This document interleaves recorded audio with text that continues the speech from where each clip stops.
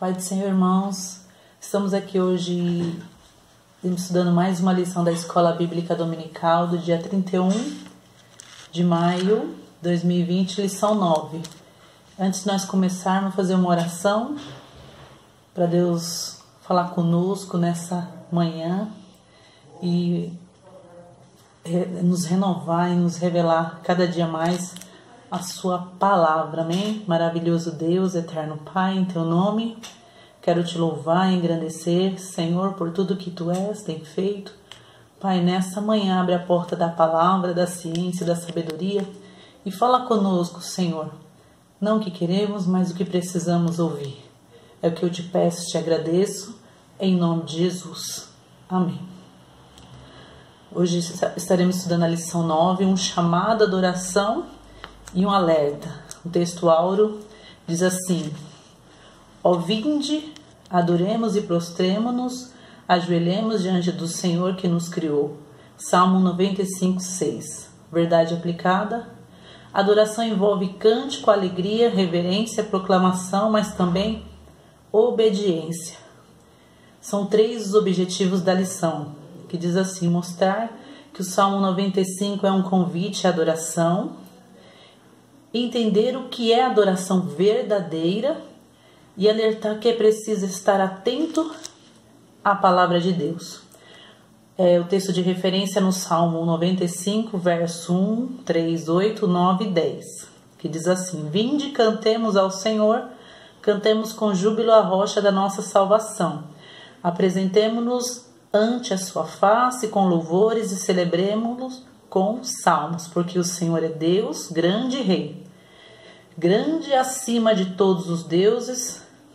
Não endureçais os vossos corações, como em Meribá e como no dia da tentação no deserto, quando vossos pais me tentaram, provaram-me e viram a minha obra. 40 anos estive desgostado com esta geração e disse: é um povo que erra de coração e não tem conhecimento dos meus caminhos. Na introdução dessa lição diz assim que nós vamos estar estudando o Salmo 95 e 81. Nesses 2 salmos tem os mesmos propósitos, que é uma convocação ao povo de Deus para adoração e trazer à memória os poderosos feitos do Senhor e alertar para não negligenciar a relevância da confiança e obediência em todo o tempo. Tópico 1 diz assim: um convite à adoração. O que é adoração, irmãos? Prestar o culto a um ser superior, a uma divindade, veneração, né? Estar adorando, venerando a alguém ou a algo. Então a adoração é isso. Você saber que tem alguém superior, e nós sabemos que o nosso Deus, né, é superior a todas as coisas. E o tópico 1 diz assim: um convite à adoração.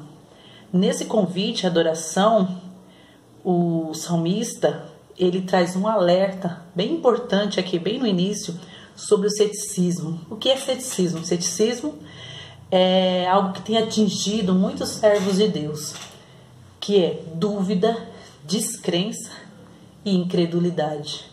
Quantos falam assim: antigamente o Senhor fazia os sinais, as maravilhas, mas era no tempo do Velho Testamento, era somente para Israel. E nós sabemos que o nosso Deus é o mesmo. Jesus Cristo é o mesmo ontem, hoje e eternamente. Não deixamos que incredulidade, descrença entre em nosso coração, que nós viemos aprender com a palavra de Deus.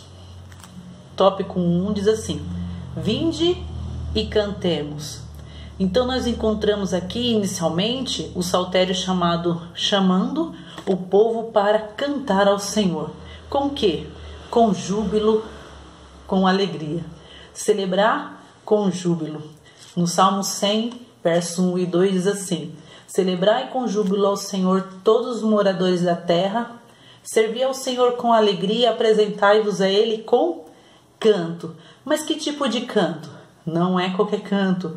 Nós temos que celebrar o Senhor, adorar a Ele com propósito. Qual é o propósito? O que nós estamos falando na letra dos hinos é que fala. O propósito enunciado nas letras é a soberania de Deus, revela a graça de Deus, revela o sacrifício vicário. Essa letra desse louvor leva nós a ter fortalece o nosso relacionamento com Deus. Se não tem esse propósito, temos que rever esses valores. Os irmãos sabem que eu fui regente e nós sabemos que é muito difícil escolher louvores. E quanto mais o tempo passa, mais difícil fica. Porque muitos exaltam a criatura e não o Criador. E nós temos que exaltar o Criador. Né? No tópico 1:2 diz assim: Ele está acima dos deuses.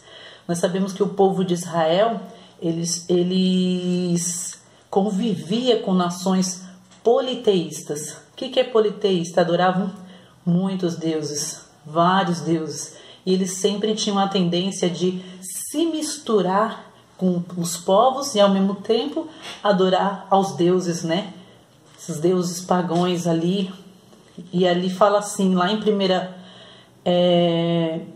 Crônicas 16:26, porque todos os deuses das nações são o quê?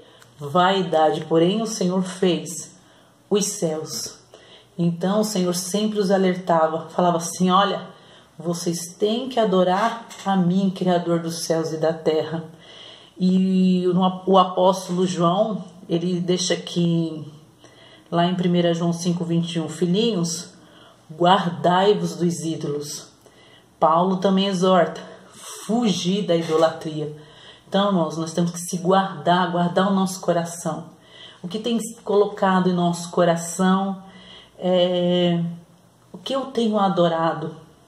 Aí você fala para mim, irmã, adoração é somente imagens de escultura? Não. Nós podemos também adorar coisas, pessoas.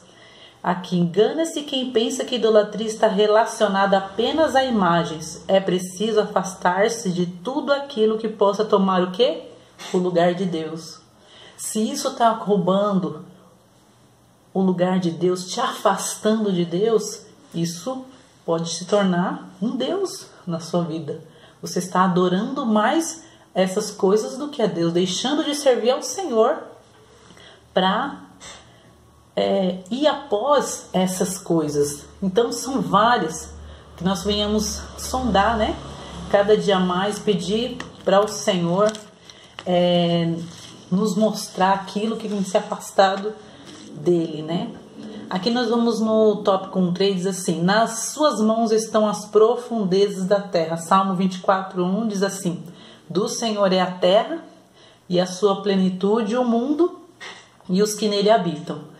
Então o Senhor criou os céus, a terra, tudo ele criou para que o homem pudesse viver. E aqui ele fala assim, ele delegou a tarefa do quê? De zelar, de cuidar, de zelar e tirar o quê? O seu sustento.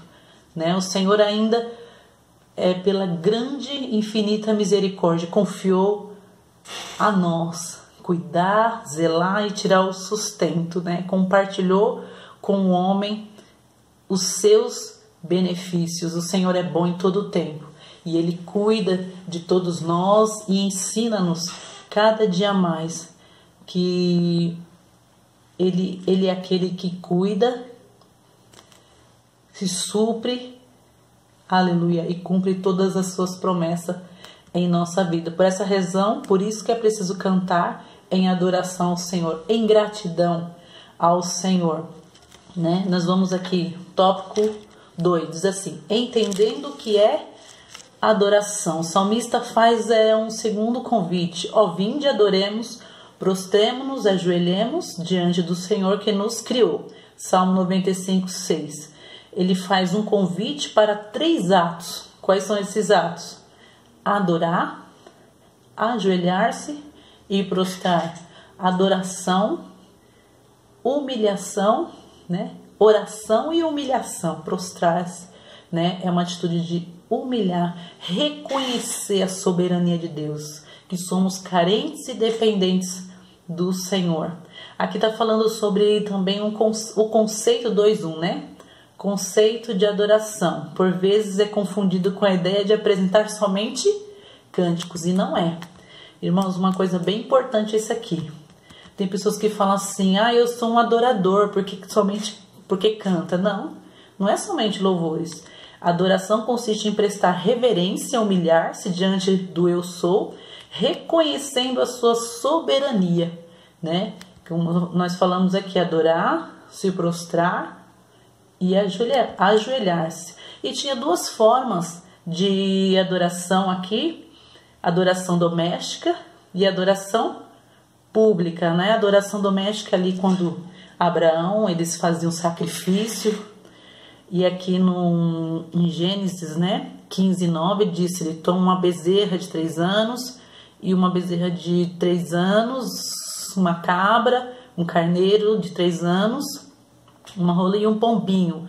Eles faziam a adoração, o sacrifício, a adoração, e instruía, né, ensinava os seus filhos a palavra de Deus. Ele sempre procurava ensinar e falava assim, como lá em Deuteronômio 6, 20 e 21. Quando o teu filho te perguntar pelo tempo adiante, dizendo, quais são os testemunhos, estatutos e juízos que o Senhor nosso Deus nos ordenou? Então dirás a teu filho, éramos servos de Faraó no Egito, porém o Senhor nos tirou com mão forte do Egito. Então eles sempre lembravam dos feitos do Senhor quando eles eram escravos no Egito e o Senhor o tirou com mão forte. Porque ali, para passar de geração a geração, reconhecendo o que Deus fez, né, através do seu servo Moisés ali, tirando o povo do Egito, e o mar, né, que abriu o mar vermelho e o povo passou a seco, né, a pé a seco. E isso é importante sempre lembrar. E hoje nós temos que fazer o quê? Sempre na nossa adoração doméstica, estarmos falando com os nossos filhos, né? Que nem nós estamos agora fazendo cultos domésticos e sempre falando da palavra de Deus, dos feitos do Senhor, sempre lembrando. Aqui no tópico 2.2, a forma da adoração. Nós lembramos ali de João 4, 19 e 22, né? Que a mulher samaritana pergunta, onde nós devemos adorar? Então, os judeus, quanto os samaritanos, eles estavam preocupados com os aspectos externos de adoração.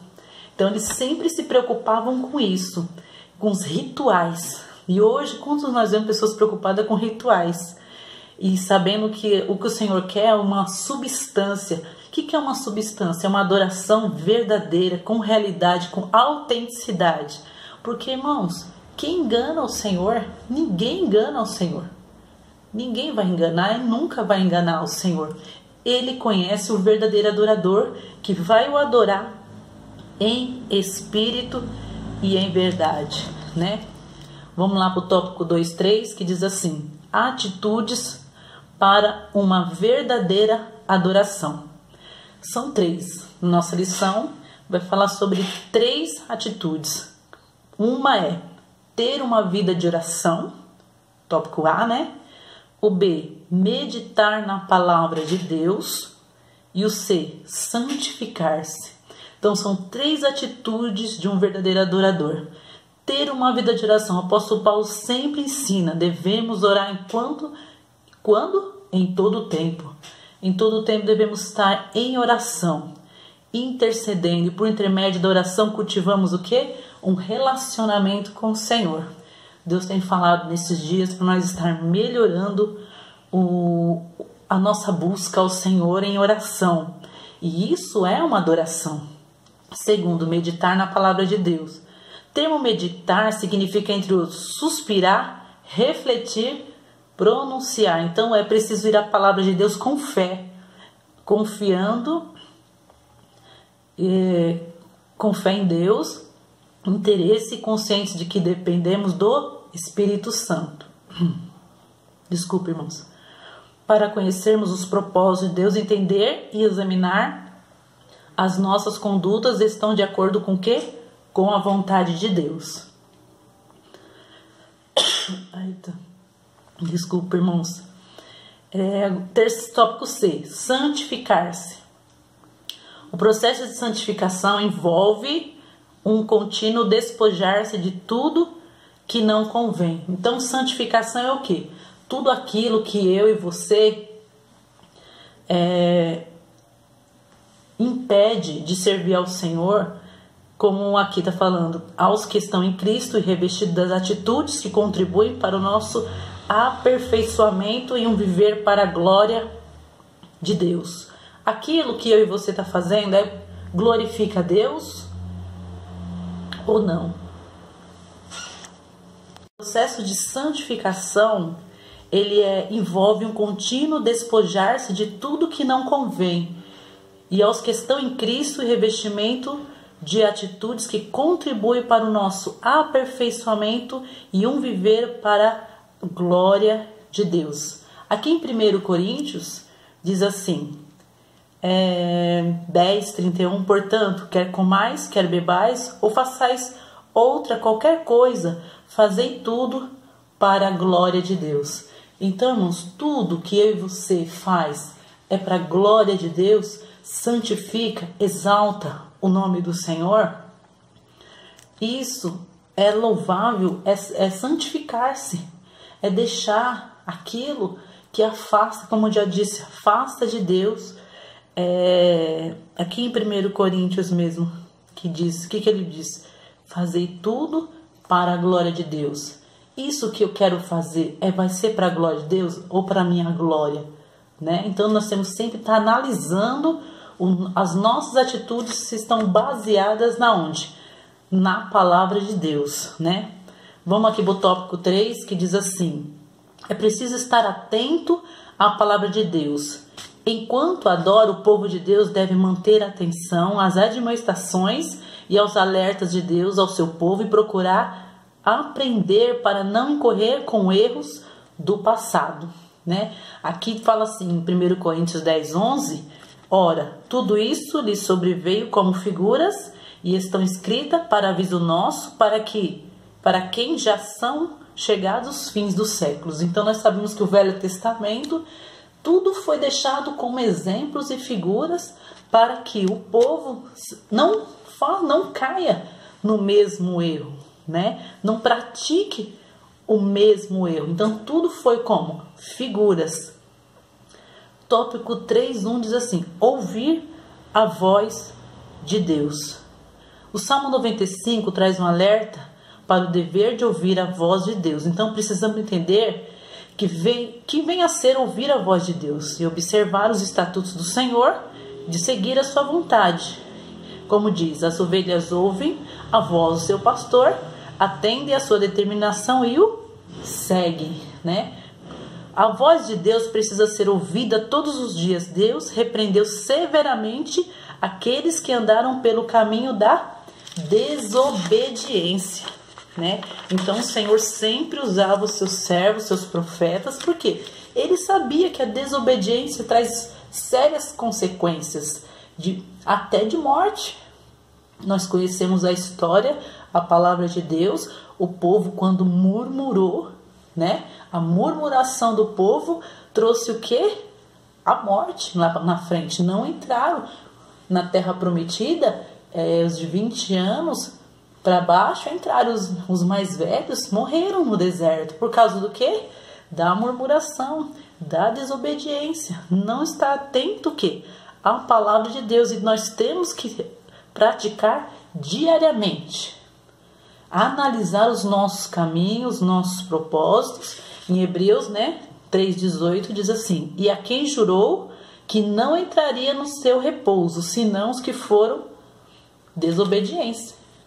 Então, a desobediência, irmãos, sempre vai trazer consequências, porque o que eu planto eu colho. E aqui vai falar o quê? Jesus ensinou seus discípulos o caminho da obediência. Ao tratar com Pedro, Cristo foi cirúrgico. Primeiro ele perguntou se ele o quê? O amava. Pedro, tu me amas? Tu me amas? Tu me amas? Então, apacenta as minhas ovelhas.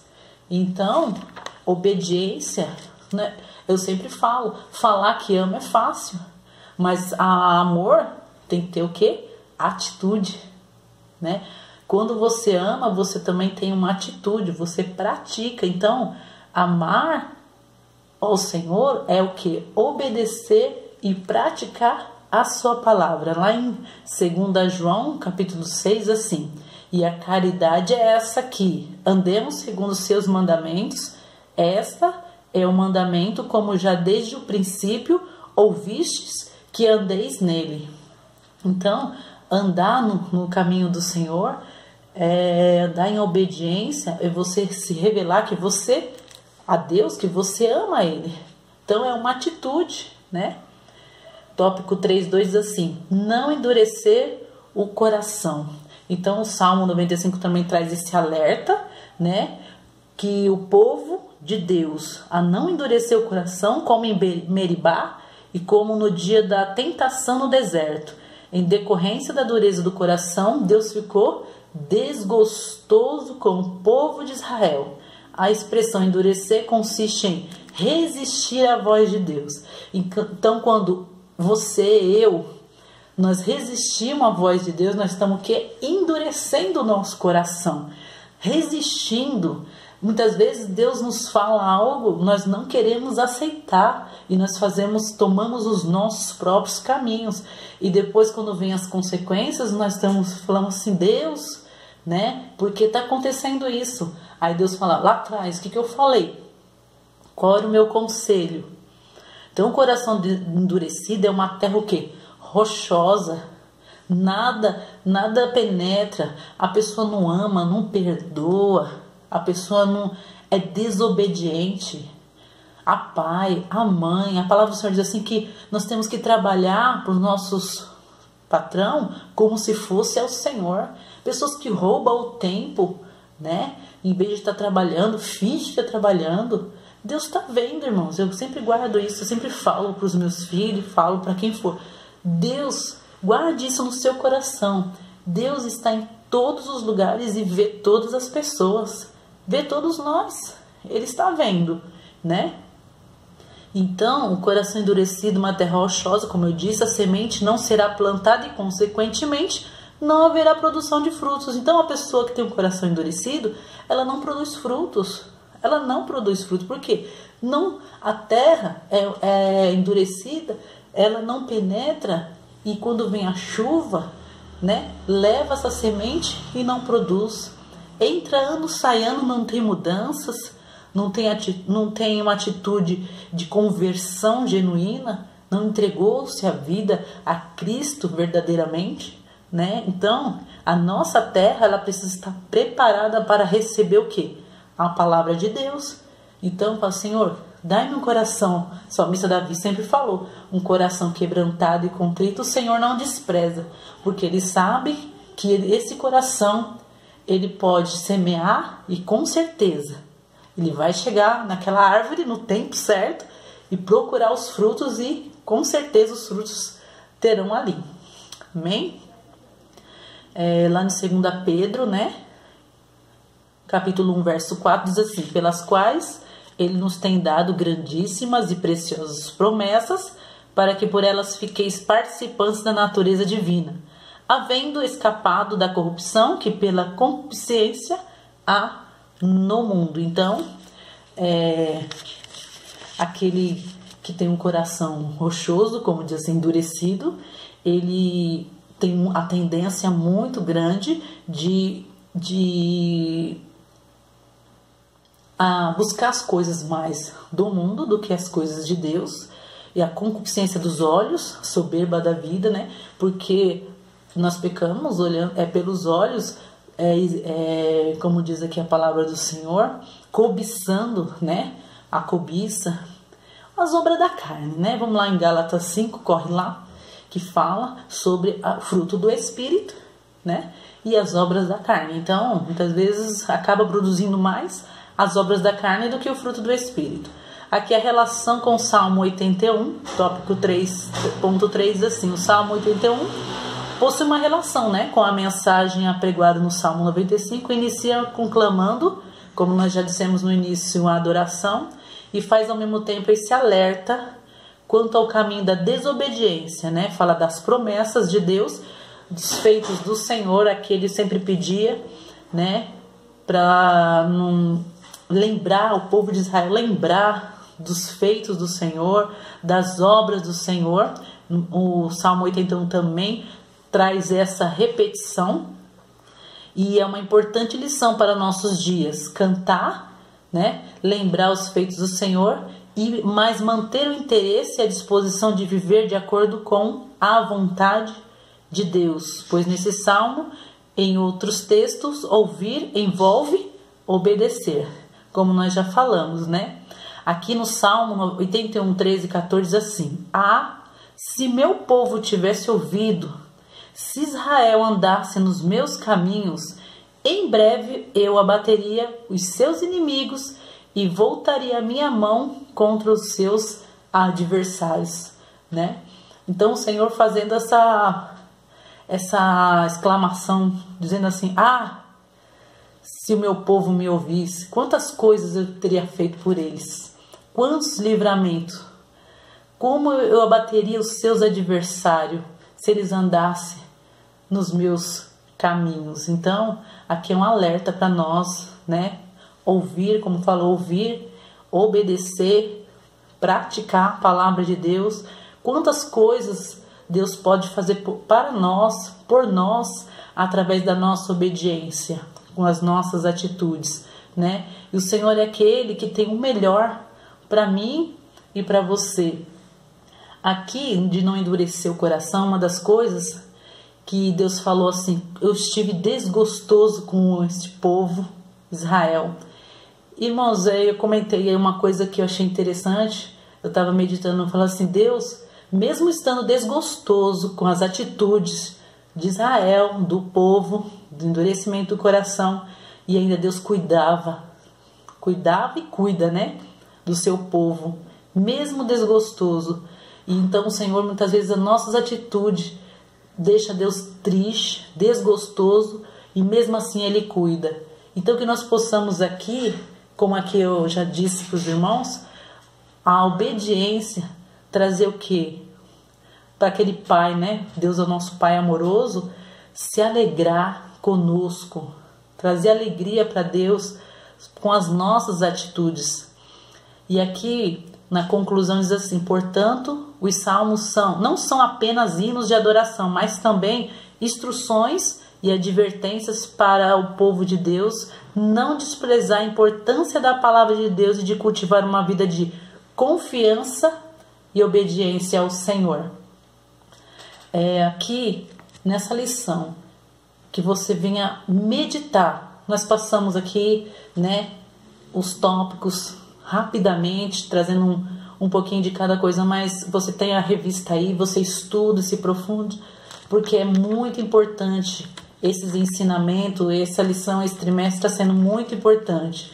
Então que você venha cada dia mais crescer na palavra de Deus, no conhecimento, para que o nome do Senhor seja glorificado na minha e na sua vida, amém?